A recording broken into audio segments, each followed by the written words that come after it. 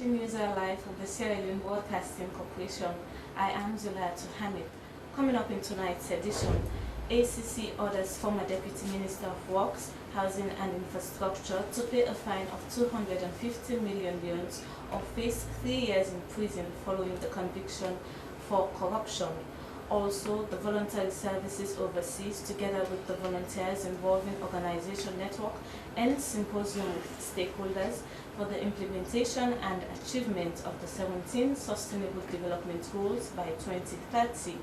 And 8 African Americans visit the shores of Sierra Leone after they found out that they were Sierra Leoneans.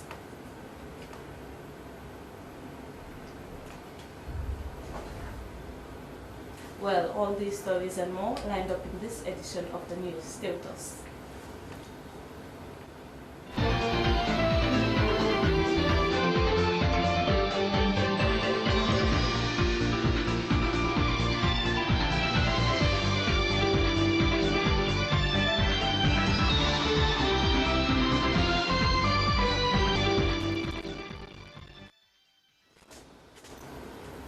Welcome back. This is News Hour, live from the Sierra Leone Broadcasting Corporation. The voluntary services overseas, together with volunteers involving organization network, has held a one-day symposium with stakeholders and the Ministry of Planning and Economic Development for the implementation and achievement of the 17 Sustainable Development Goals by 2030 and the participation of the Voluntary National Review Report Process 2019 at the Voluntary Services Overseas headquarters in Freetown. Shala Refu filed this report. 2015, the General Assembly adopted the 2030 Agenda for Sustainable Development that includes 17 Sustainable Development Goals, building on the principle of leaving no one behind. The new agenda emphasizes a holistic approach to achieving sustainable development for all. The economist for the Ministry of Planning and Economic Development, Philip Spencer, said the background of Sierra Leone's commitment towards the voluntary national review is to achieve the 17 Sustainable Development Goals by 2030. The VNR process is feeding into the high-level political forum, as I stated earlier. So what is the high-level political forum? So the UN High-Level Political Forum is a body of the UN General Assembly and the United Nations Economic and Social Council. And the High-Level Political Forum, HLPF, is responsible for the entire organization's policy on sustainable development.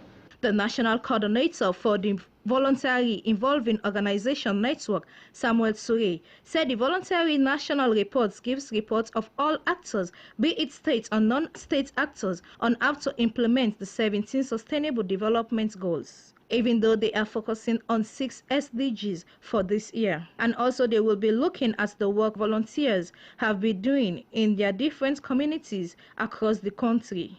At present, they have 20 teachers of the provinces to help achieve Goal 4, quality education. Of course, to me, individually, I think this is great because before I had not got enough experience about the whole VNR process. I've familiarized myself with all the 17 goals and how we can relate with these goals to their indicators down, how we can be able to channel our programs to answer some of the problems of those goals, how we can be able to fix ourselves in leaving no one behind, how can we reach to the hardest community. It's not because of there is no bridge to cross over that we cannot go to these people, believing that they themselves have the right. How do we let inclusive by leaving no one behind, including the minority groups? We have the gay, the lesbian, the bisexual, all of these are important in societies. The submission of the main messages for the Sierra Leone's 2019 Voluntary National Review will be held on 17 May 2019. Reporting for SLBC, Sheila Reful. 8 African Americans for the first time unions. Their trace was discovered through a DNA test back in the United States of America, and it was also discovered that they were from the southern region of Sierra Leone, specifically Bo District. Their visit was facilitated by the Ministry of Tourism and Cultural Affairs. Mariam Asuma reports. It was a joyous occasion for these 8 Sierra Leonean Americans who have for the first time visited the shores of Sierra Leone after they found out that they were Sierra Leoneans.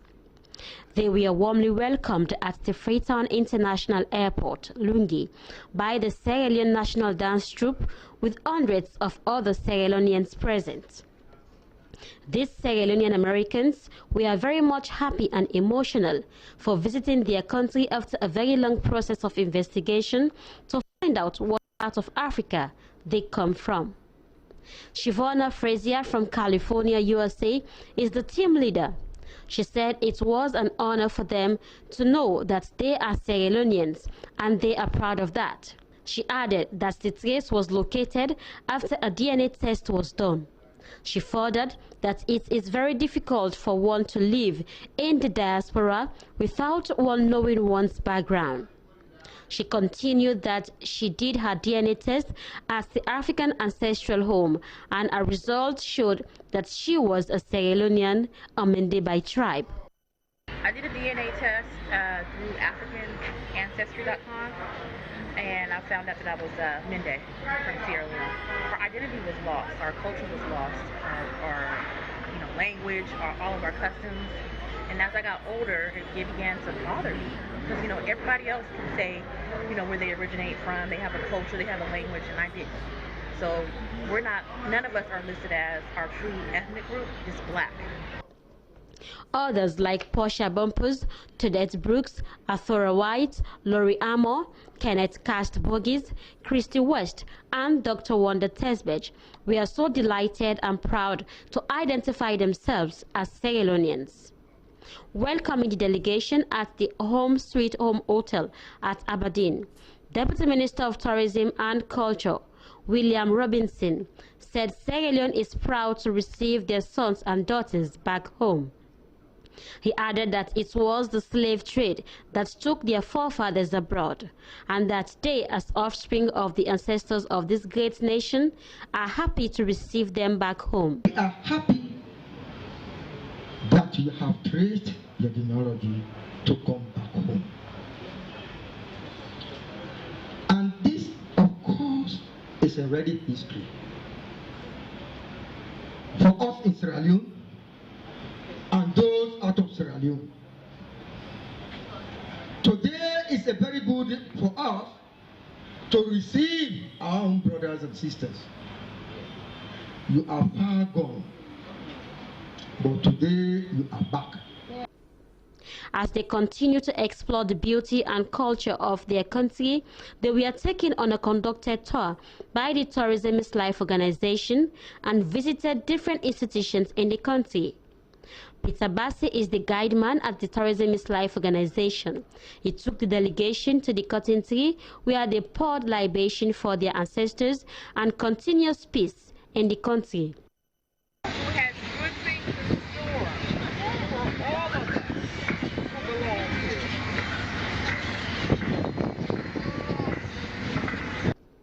They were also taken on a conducted tour to the Freetown Peace and Cultural Monument, where the history of this country was disclosed to them. SLBC News, Maria Masuma reporting. The former Deputy Minister of Works, Housing and Infrastructure, Abdul Bari, has been ordered to pay a fine of 250 million yuans or 3 years in prison following his conviction for corruption. Mr. Abu Bari was standing trial on 7 counts of corruption offences before Justice Reginald Finn Jr.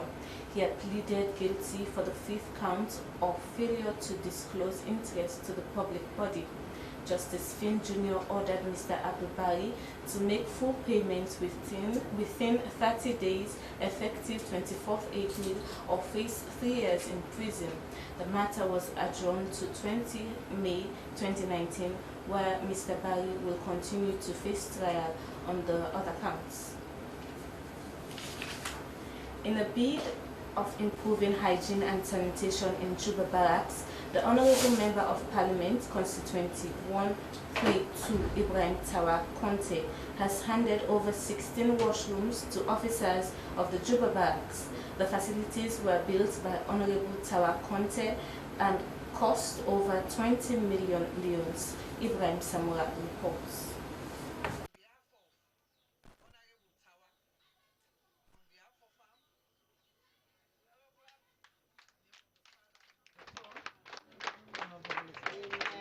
The washrooms, according to Honorable Ibrahim Tawakante, are meant to address one of the biggest concerns of officers and women living at the Juba Barracks.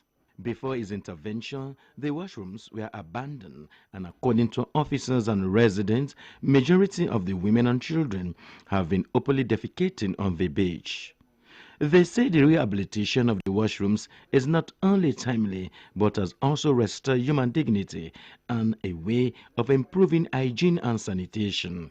The commander of the Juba Barracks, Major Suleiman James, said better washroom facilities for officers and residents at Juba Barracks has been one of the constraints, noting that the washrooms before the intervention of Honorable Ibrahim Tawakonte were in a deplorable condition. Major James said it was an ugly sight seeing women, children and officers defecating in the beach openly. He lauded Honorable Ibrahim Tawakonte for addressing their plight and assured him that they will take proper care of the facilities. I can describe it to be ugly. Very sad to talk about. Before getting these toilet facilities here, people within Juba Barracks, we are using the beach to defecate, which is of health concern. Honorable Ibrahim Tawakonte of Constituency 132 thanked his constituents for voting him as their Member of Parliament and President's Bureau as the President. He told officers and residents at Juba Barracks that he rehabilitated the washrooms as one of his campaign promises he made to them. Honorable Tawakonte commended the officers and the Mami Queen for their relentless support throughout the projects. 2 toilet buildings with 16 toilet rooms and 2 washrooms, separate washrooms, and the 10 toilet facilities are also fitted with washrooms so that they can be used as toilet facilities and they can be used as washrooms. We have water pipes, waterways designed to absorb the water coming from within, from the washroom, so as not to go into the septic that would complicate issues. So whatever is going to be deposited into the septic is going to be for the septic, and whatever is going to be used in the washroom is going to be taken away and to a drainage facility. So how much involved in this project? Well, a total refurbishment cost, well, it's almost a project from scratch, though the building was in existence. But a total refurbishment cost of 26,327,000 was involved to refurbish the toilet. He called on all to put politics aside and work for the development of the constituency, noting that his constituency has 15 zones. Ibrahim Samura, Freetown. Ahead of the opening of the Lumley Juba Bridge, now known as the Sengbe PM Memorial Bridge by President Julius Madabio, we take a look at the significance of the new extension given to the bridge and its contribution to reducing the traffic congestion at Lumley. So Iba Samura has the story. Where we are standing right now, this is the bridge that links the Lumley community and of course Juba community. These 2 communities have always shared this bridge because there was no other option they could use. But as it is now, the widening of this bridge, how is it going to serve well the people of Lumley and Juba? We are right at the middle of this bridge. This bridge is going to be commissioned by the president. But we have now come to know, especially from the Okada riders, from the keke drivers, and even drivers who ply this route, or rather who will be using this route on a daily basis, what is going to be the contribution of this bridge, which is newly constructed? Is this bridge going to ease the hassle, the tension of traffic along this route that is coming from Lumley and going on to Juba and beyond? This is why we are here. We are standing right in front of this bridge, right on top of the bridge, of course, and as you can see, it's newly constructed. It's due to be opened to the public for use. But how is this bridge going to serve the people of Lumley and of course Juba? This is why we have come to find out from the pedestrians, those that will be plying this route, the drivers, the keke riders, and also the bike riders. How is this bridge going to help ease the traffic off this route? Is it going to remain the same? Is it going to be better? We have come now to find out. Oh, it's a very good one. We as tricycle riders, we are very happy, and we hope that this bridge project will reduce the traffic congestion we are having here drastically. Before now, as you can see, we have been seeing and we know here, how has it been? How has traffic been, especially on this bridge? Very difficult, very difficult. Spend a lot of time in just short distance like this, and after that, we are having accidents here because of the narrow of the bridge.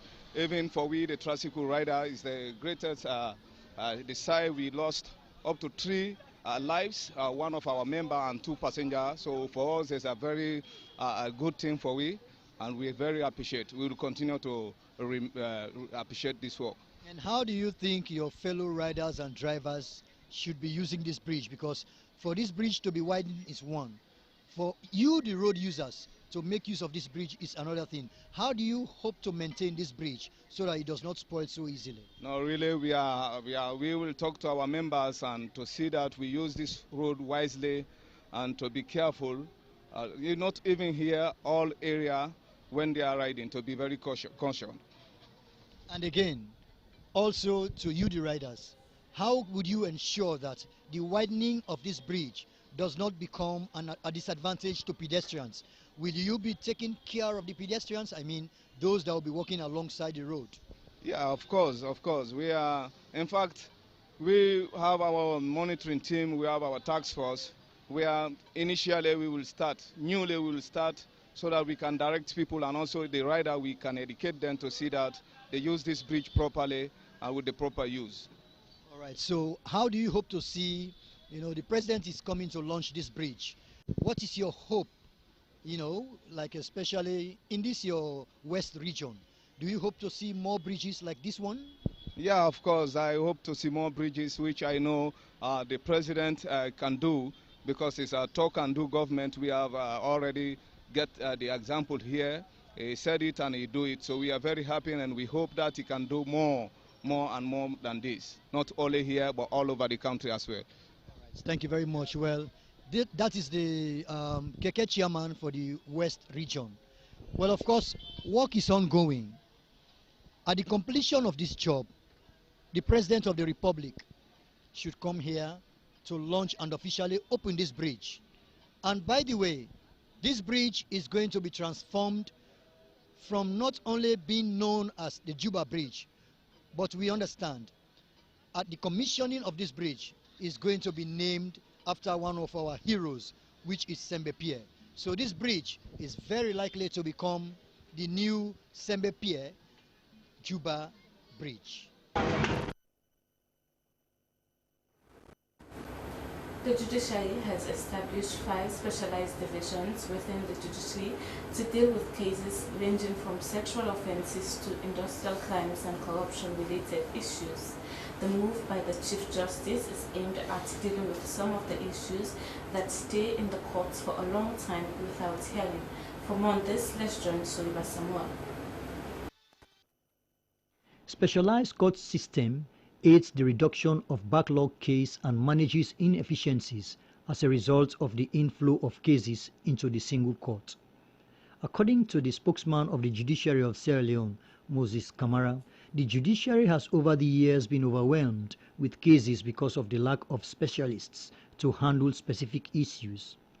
He said promotions within the judiciary have been instituted to fit and match up to the singular task of handling specific matters in a matter of specificity. He made a proposal and it was tabled in Parliament, and immediately after it became a constitutional instrument, just like the bill policy, then he decided to assign judges to these various divisions. Now, let us look at the new division, for instance. The Sexual Offences Division, it came into being. It was a request made by the president to ensure that sexual offences cases are expeditiously tried. The nationwide reshuffle has made way for the 35 judges to be assigned to the various divisions and charged with responsibility of handling matters arising out of probate and family, industrial and social security indemnities. The Director of External Relations of the Anti-Corruption Commission, Patrick Sandy, says the specialization is an advantage to the Commission. It will help our work considerably, and this is something that the Commission has been longing for.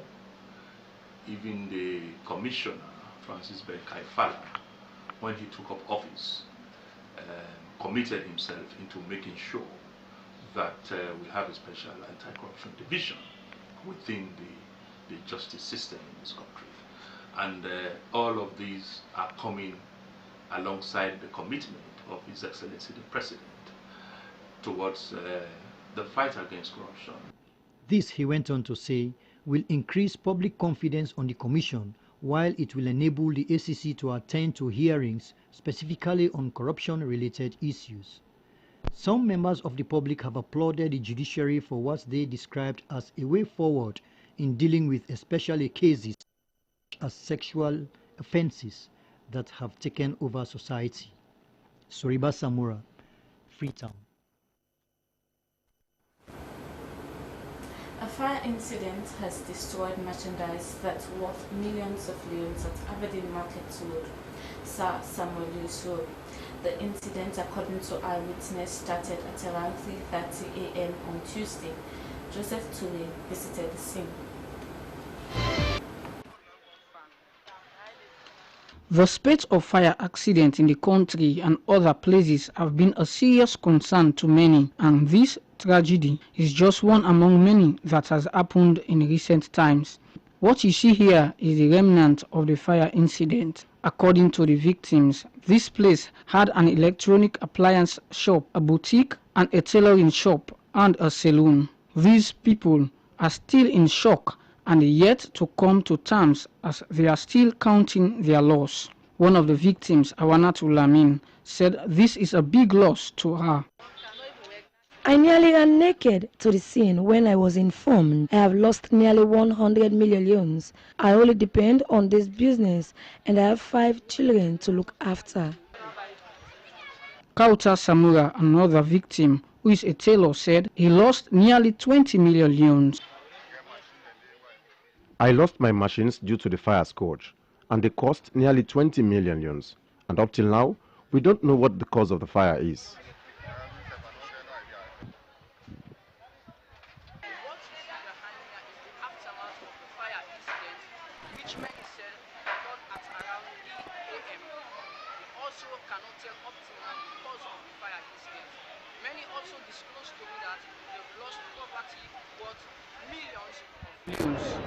The timely intervention of the National Fire Force to put out fire was a serious challenge. Fode Kamara is the station officer at the Aberdeen Fire Station. He said they were only informed of the fire incident when the fire had taken over the entire building.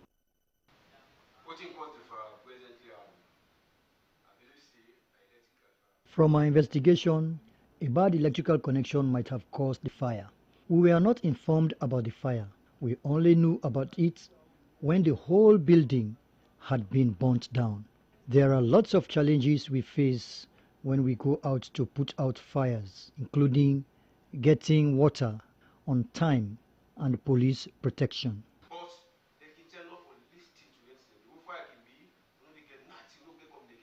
This, among many things, has shown the need for continuous national sensitization on fire prevention, effective collaboration among stakeholders, and the empowerment of the National Fire Force. Joseph Ture, SLBC Freetown. If you're just joining us, this is News Live from the Sierra Leone Broadcasting Corporation. Continue with more stories making the news. The Minister of Youth Affairs, Mohammed Oman Bangura, has launched the Welfare Organization for Persons with Disabilities at the Masimbi Local Court Barry in Tonkolili District. Abdul Karim Kano sent in this report.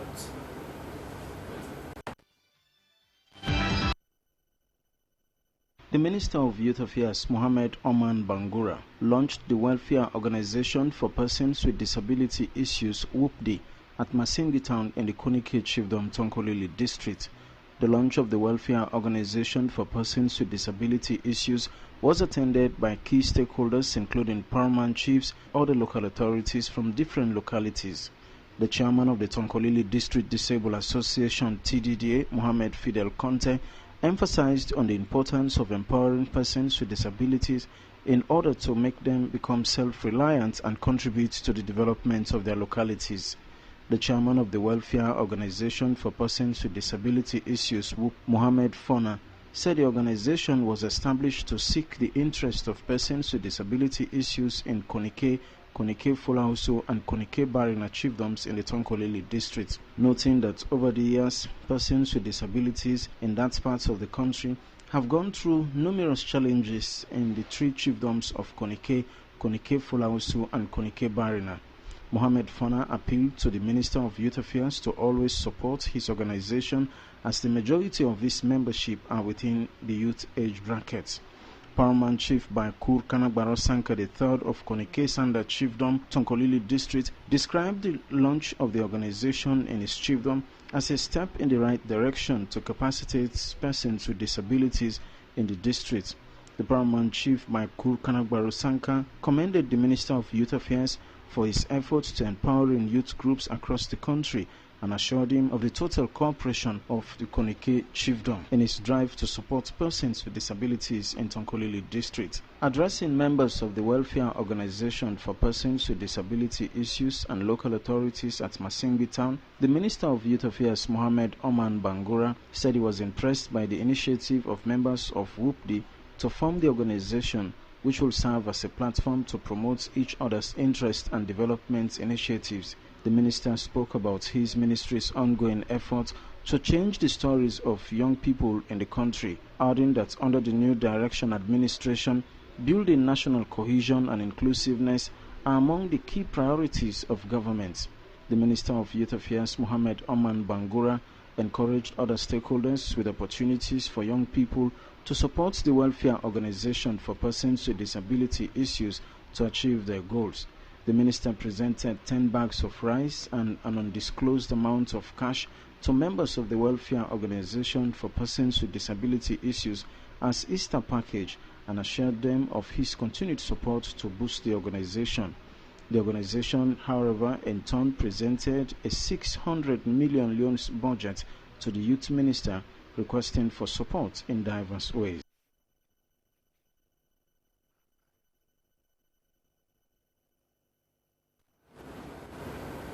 The Trust Education Health Work Sierra Leone and Women Forefront Group of LACA have begun community sanitation drive by cleaning schools and other public places in the community. The women started with the LACA Community School and its surroundings. For more on this, let's join SLBC's Juba Barracks. Part of President Bio's strategies to improve sanitation was the reintroduction of the National Cleaning Day exercise scheduled for every first Saturday of each month.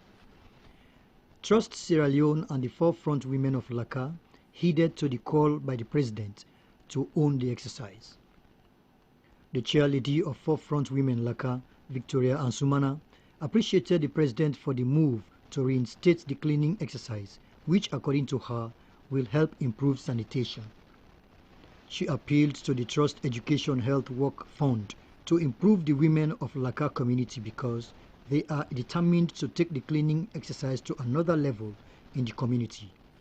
Victoria told SLBC that they will not stop at their own community but will extend the exercise to neighboring communities. So we will help the government for push education go before.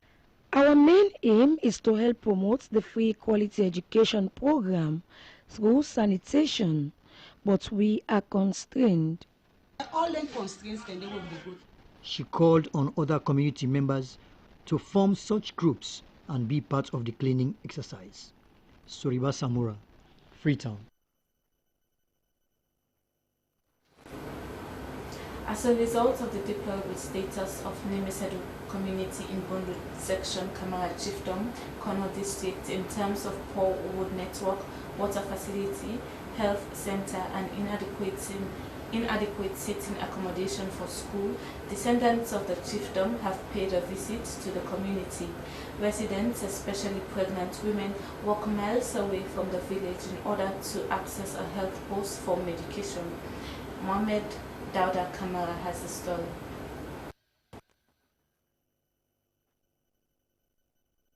This community used to be one of the lively communities in Kono districts. People used to travel 8 miles from Koidu city to access the community. As a result of the rebel war, things changed and the community is now faced with numerous challenges. The coordinator of the descendants of Nemsudu community, Musa Gborete, said the association was formed in order to give back to the community.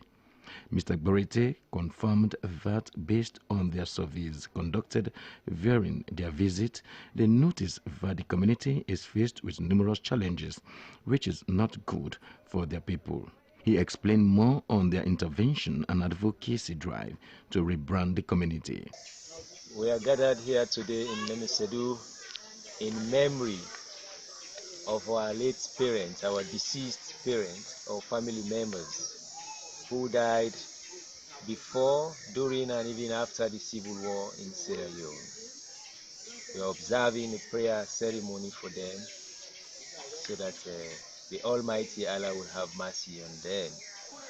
Our plans are enormous, but essentially we want to see this township develop, because as we speak now, this township is like a ghost town.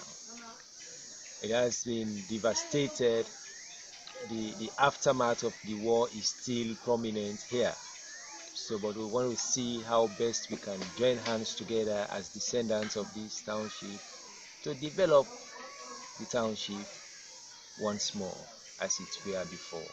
Musa Gborete called on the central government and the district council to assist the community. The town chief of Nemsudu community, Gwendaj section Kamara chiefdom Omaro Sogbe, commended the descendants of Nemsudu for thinking of giving back to their community.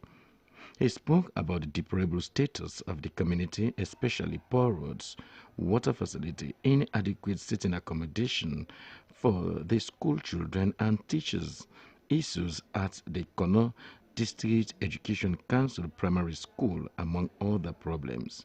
Chief Sogbe emphasized that pregnant women covered miles to access the health post, and some that are seriously sick lost their lives on their way. He called on the district health medical team to fix up a temporal health post at Nemesudu community, as 5 other villages access the village easily. At the Kono District Education Council School, the head teacher, Bai Almami Sese, said the school is in bad shape with poor sitting accommodation for children, dilapidated structures, and inadequate water supply in the school compound. Only 1 hand pump is working partially, and only 3 teachers are receiving salaries, while 3 others are volunteers, which is affecting the smooth running of the school, especially under the free quality education program. He appealed to the Ministry of Education through the district office to address their challenges. Representing the paramount chief of Kamara Chiefdom, Chief Iya Melvin Bekai, the chiefdom speaker, Reverend Tamba Kone Pesima, lauded the formation of the association and said the paramount chief was pleased with such initiative coming from indigenes of the chiefdom and was ready to work with them in developing the chiefdom. The speaker said the chiefdom has 4 sections and the people primarily depend on agricultural activities for their survival. Residents in Nemsudu community expressed their frustration, especially for the absence of health facility, water and road network, which is impacting negatively on their livelihoods. An interfaith memorial service in remembrance of those who died before, during, and after the war climaxed the ceremony.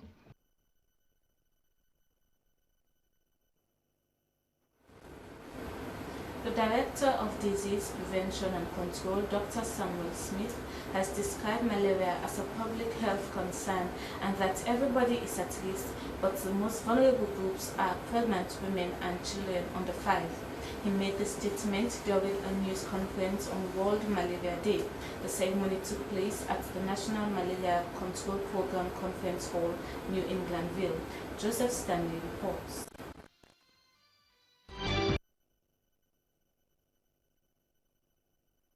World Malaria Day is internationally recognized, highlighting the global efforts to control malaria and celebrating the gains that have been made since 2000.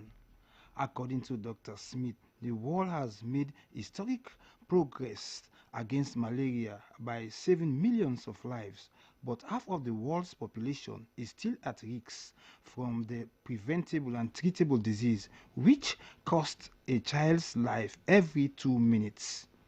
He said reducing the disease burden and eliminating malaria are linked to the achievement of the Sustainable Development Goals as agreed by every member of the United Nations. In Sierra Leone, he said it is a public health concern as it is endemic in the country. The director referred to this year's theme, Zero Malaria, Start With Me, as a wake-up call to empower individuals to make personal commitment to save more lives, help communities to thrive and end malaria. The day, Dr. Smith said, is an occasion to highlight the need to continue engagement with country leaders, organizations and citizens to push harder to sustain and accelerate the benefits, reduce infection, and ensure universal access to diagnostic and treatment. He said despite challenges, the Ministry of Health and Sanitation has made significant progress in the national response. We have a lot of things to actually celebrate, in the sense we have actually slashed down our malaria prevalence from 78 to, in 1970 to 40 in 2016, because we gauge our performance in terms of the malaria prevalence in country. Nationally, we stand at 40%, but we do have district disaggregated data. Then also regarding the coverage rate for some of our interventions, non-cost effective, like the use of the bed nets, which we all know is very, very effective. We slash down malaria morbidity and mortality by 50% has actually been slated. So that has actually increased from 10% in 2015 further down. Now we are talking about the children who are more susceptible to 78% are going to the multi-indicator process of it. So basically the usage is on the high side, it's increasing, so access is the issue. So it shows that if you provide the bed nets for individuals, for families, and especially for the children, for this net to be hung over sleeping spaces, they will surely make use of the bed nets. He informed newsmen that treated bed nets are very cost-effective interventions for malaria, and plans are being put in place for the distribution of free treated bed nets next year. Dr. Evelyn Aloka made a presentation on the environment and malaria.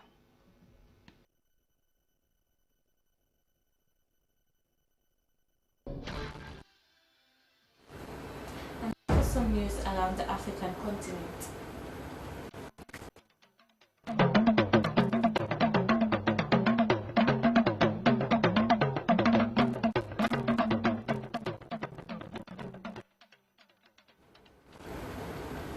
Officials in South Africa says floods and mudslides in the South African city of Durban and their wider KwaZulu-Natal province have killed at least 60 people. A 6-month-old baby and a young child are among the dead.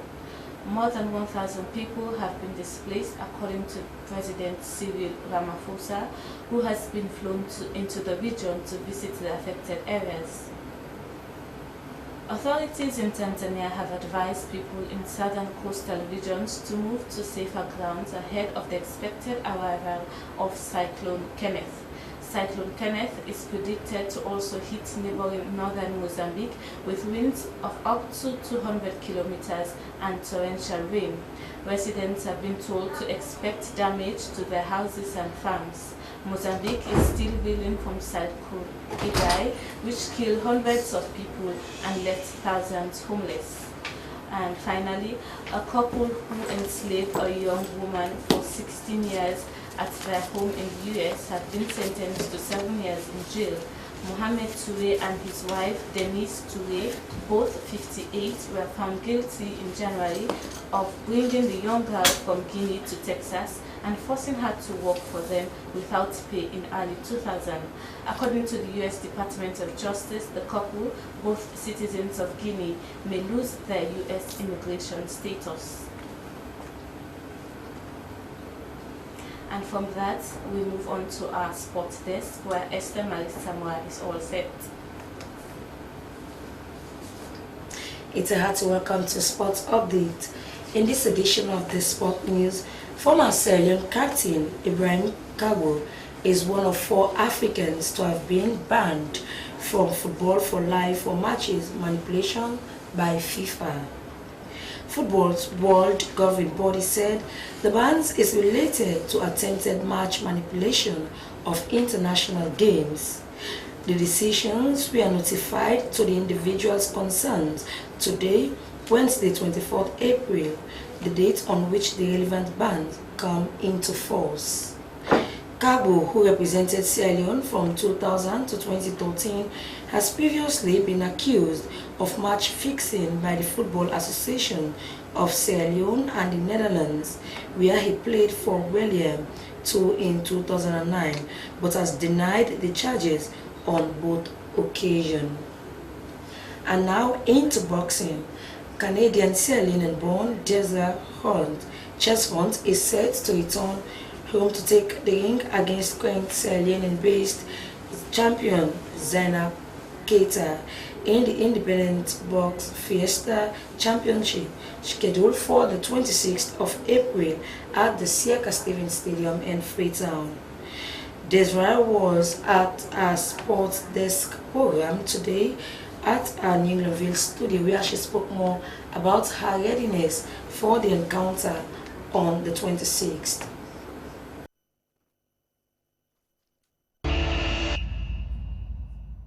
Describe myself in one word, it would just be a bundle of spontaneity. So I'm very spontaneous, and I will take any opportunity, and I love a challenge. So who I am is whatever challenge arises will bring out whatever character I have for that challenge. Boxing very young, started boxing as young as 12 years old.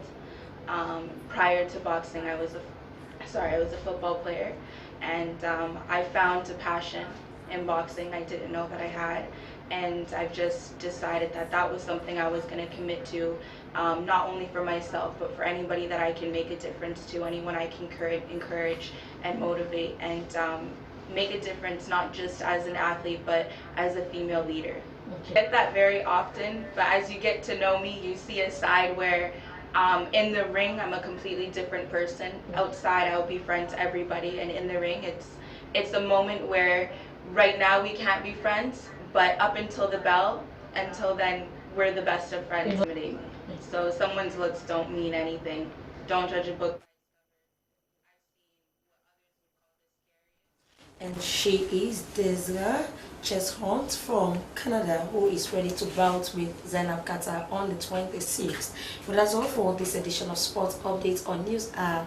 I am Esther Marisamwa. Thanks for watching. Well, from sports, we move on to entertainment, where model Esther Kamara, who is current Miss Magai 2018 and Miss Landscape 2019, is supposed to represent Sierra Leone in this year's Miss Landscape to be held in China in May. Esther is currently looking out for sponsor to help her with a ticket to China. She came over to our broadcasting house and spoke to our entertainment producer, Mohammed King Milan Bangura. confusion, as lots of models have been representing the country in various international pageantries, while some had been nominated to represent the country, but no help had been rendered to them in terms of sponsorship. One such model is Esther Yeno-Kamara, who is the current Miss Magai 2018 and Miss Landscape 2019. Esther Y. Kamara contested for Miss West Africa Sierra Leone 2018, but didn't win. However, she was nominated by the organizers of the World Miss Landscape to represent Sierra Leone in China in May 2019 because of the project she wrote for the contest. Esther Yeno-Kamara was born on the 8th of January 1997 in Freetown.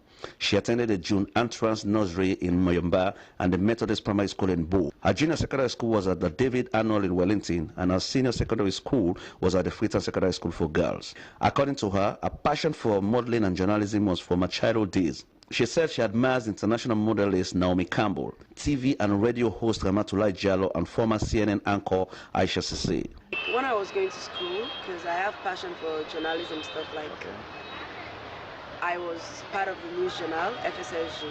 Esther Sise said her first attempt in the field of modeling was when she was 16 years old in 2016. And in that same year, she won the Miss Sela Limba Chiefdom Beauty pageant. According to her, this contest motivated her to pursue more pageantries. She contested for the Miss Freetown 2018 and was the first runner-up. In 2018, she contested for Miss Magai and won the crown, a crown she still has. She also contested for the Miss West Africa Sierra Leone 2018. Unfortunately, she didn't win, but was selected to represent Sierra Leone in this year's Miss Landscape in China in May because of the project she wrote on ecotourism, environmental cleanliness, and wildlife protection.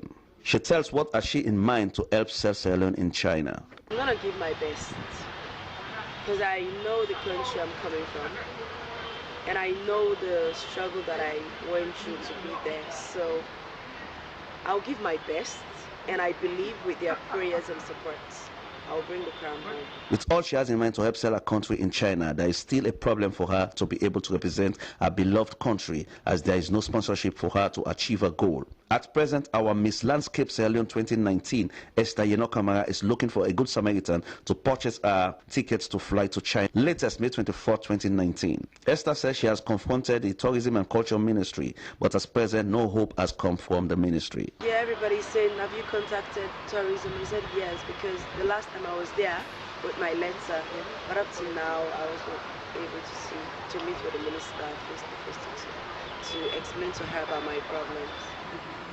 I'm looking for financial help.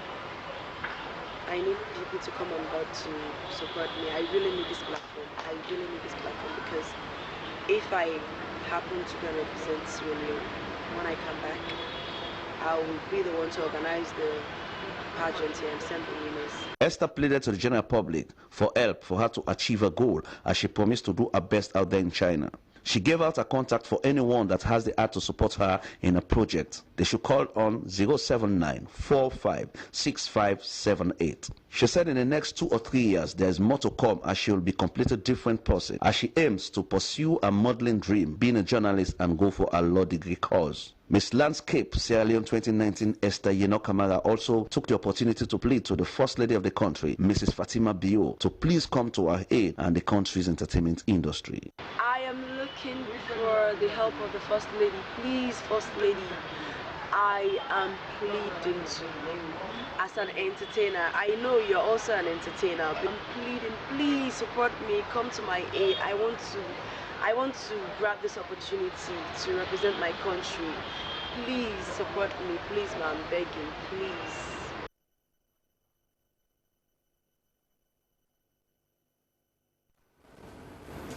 To end the news, a roundup of our top stories. ACC has ordered former Deputy Minister of Works, Housing and Infrastructure to pay a fine of 250 million yuans or face 3 years in prison following his conviction of corruption. The Voluntary Services Overseas, together with volunteers involved in organization network, has concluded a symposium with stakeholders for the implementation and achievement of 17 Sustainable Development Goals by 2030. And 8 African Americans have visited the shores of Sierra Leone after they found out that they were Sierra Leoneans. Well, that's all in this edition of the news. I am Julatu Hamid. Thanks for watching. Good night.